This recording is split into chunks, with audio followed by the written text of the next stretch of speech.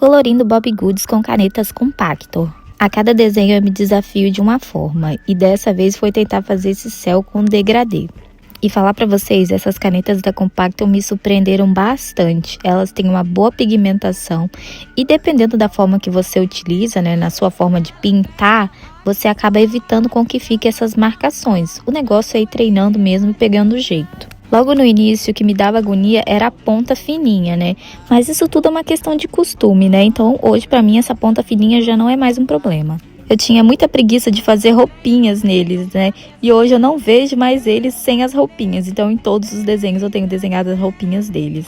A minha maior dificuldade é com as combinações de cores, então às vezes acaba ficando meio aberração, sabe? Mas o importante é se divertir, pintar, se distrair e não se cobrar tanto para o desenho ficar perfeito, né? Canetas hidrocores, na maior parte das vezes, elas acabam deixando uma textura, né? Então o que a gente pode fazer é aproveitar disso, por exemplo, na copa das árvores, fazer esses movimentos circulares para dar essa impressão de volume, né? Assim como nos troncos, utilizar essa texturazinha que é a própria hidrocor que acaba provocando no desenho, né? No começo eu não gostava, eu achava terrível essas texturas.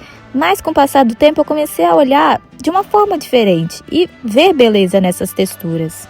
A maneira que existe para suavizar essas texturas quando você utiliza hidrocor é passar 2 camadas, mas nem sempre é necessário, sabe? E o que eu percebo também é que essa textura ela fica mais firme, né? Essas divisões onde a ponta da caneta se encontra algumas vezes ali, é logo que você pinta. Se você olhar para o desenho algumas horas depois ou até no dia seguinte, você vai perceber que essas texturas elas são bem mais suaves. Porque realmente o hidrocor, como o próprio nome já diz, ele é a base de água. Então, depois que seca, vai permanecer só a tinta. Então, essas divisões, né, esses encontros, acabam suavizando mais e prevalecendo apenas a cor da tinta da caneta. Como eu falei em outro vídeo, eu não sou adepta de fazer grandes detalhes, né, como sombreamentos ou detalhes de luz com caneta branca. Então, vocês vão ver nos meus desenhos só os próprios efeitos com canetinhas. Gente, essa borboletinha fica uma gracinha, né? O que tem me surpreendido também nesses marcadores é a facilidade de fazer degradês. Como tem cores com tons bem próximos, a chance da gente conseguir fazer um degradê de sucesso é bem mais fácil. E aí nessa hora aí não tinha para onde fugir, eu precisava fazer o degradê do céu. E aí eu comecei marcando de lápis bem de levinho, aonde que ia ser a transição de uma cor para outra. Que eu, por ser a primeira vez que eu estava fazendo isso, né, achei que iria facilitar a minha vida e realmente ajudou.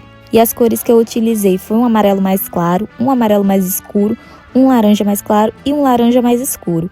Que aí eu fui conseguindo fazer essa transição, né? E aí a gente não pode esquecer de passar a canetinha também nas partes mais claras para dar esse efeito de degradê. Eu também decidi fazer de última hora esse efeitozinho de grama. Eu começo utilizando a própria caneta que eu fiz para fazer esse preenchimento e depois eu venho com uma pouquinho mais escura. O ideal é fazer com 3 tons, mas eu decidi fazer só com 2 mesmo. E o resultado foi esse. Vou falar para vocês que ficou bem melhor do que eu imaginava e acabei perdendo o medo de fazer degradê. O que vocês acharam? Deixa aqui nos comentários. Um beijo e até a próxima.